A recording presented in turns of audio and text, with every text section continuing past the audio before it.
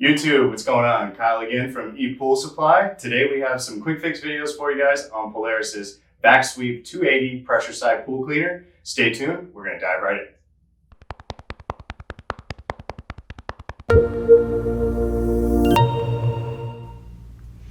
All right guys, and we're back. So again, today we have another quick fix video for you on Polaris's Vac-Sweep 280 pressure side pool cleaner.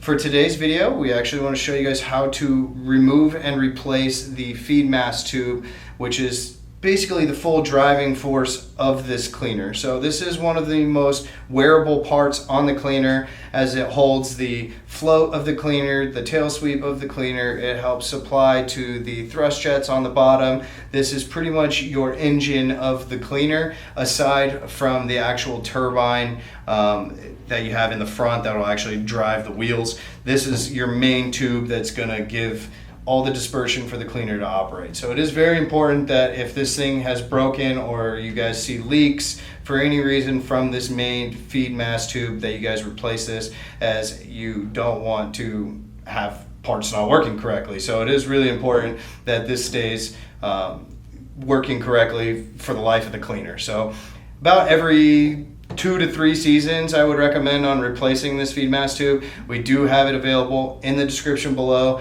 where you guys can purchase it directly from the website. If you guys want to know how we got all the way down to tearing the cleaner apart without the cover on it here, make sure you guys also check out that playlist in the description. It'll actually take you guys to all the videos of taking this cleaner apart from the outside in.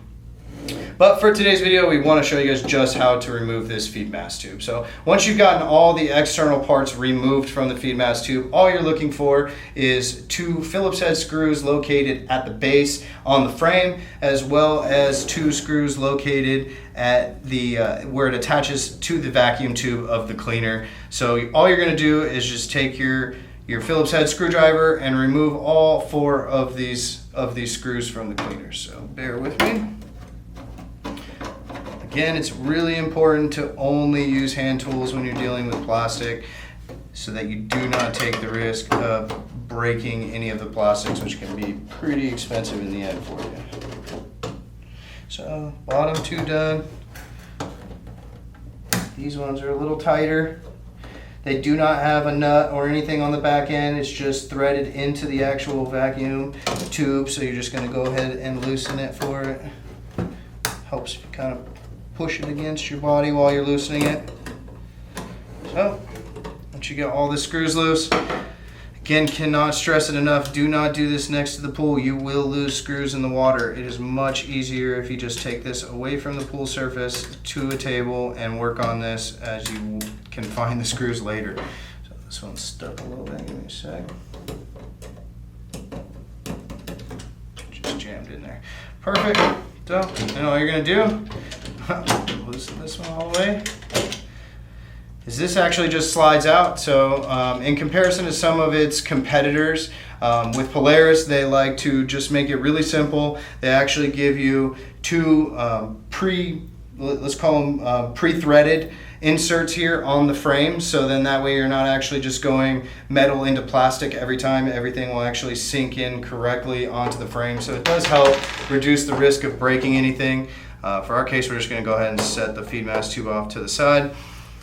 You guys can see as well, it's also attached to the main tube here that's going to feed the water to your turbine. So if this is broken, go ahead and remove this. It's just a simple zip tie. It doesn't actually have the hose clamp similar to the tail sweep. So you're just going to go ahead and cut those off, and then you can use any kind of zip tie to be able to reattach this hose on there.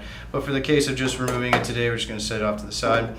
It does also have an O-ring on the bottom here, which is important. Make sure you guys get this out if it doesn't come out with the feed mast tube. This does help make sure that the pressure stays at a point where you're getting plenty of pressure to the thrust jet, as well as to every other working part that this engine is going to provide. So make sure that that O-ring, it does come out, and when you have your new one, that you do put a new O-ring on. So once you pull it out, you're just going to detach and reattach any of these parts, and you're just going to go ahead and simply slide it back on to its pre-done screw threads here on the frame. You want to make sure that it sits on the front edge of this vacuum tube so that you don't actually try to attach it on the back. The threads will need to line up, so it's only directional. You can't put it on the other way. So once you get everything lined up, then you're just going to go ahead and resync your 2 long screws down through the bottom, and your 2 short screws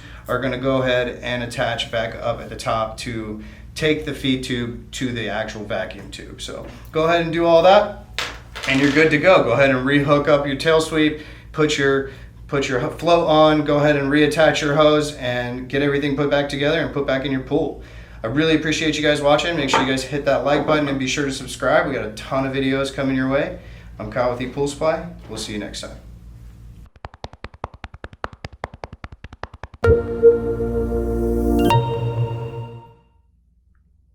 Hey everyone, really appreciate you guys watching. Make sure you guys hit that subscribe button. We've got a ton more videos coming your way, and be sure to hit that like button. We really appreciate all the love and feedback we get from you guys. I'm Kyle from ePoolSupply. We'll see you next time.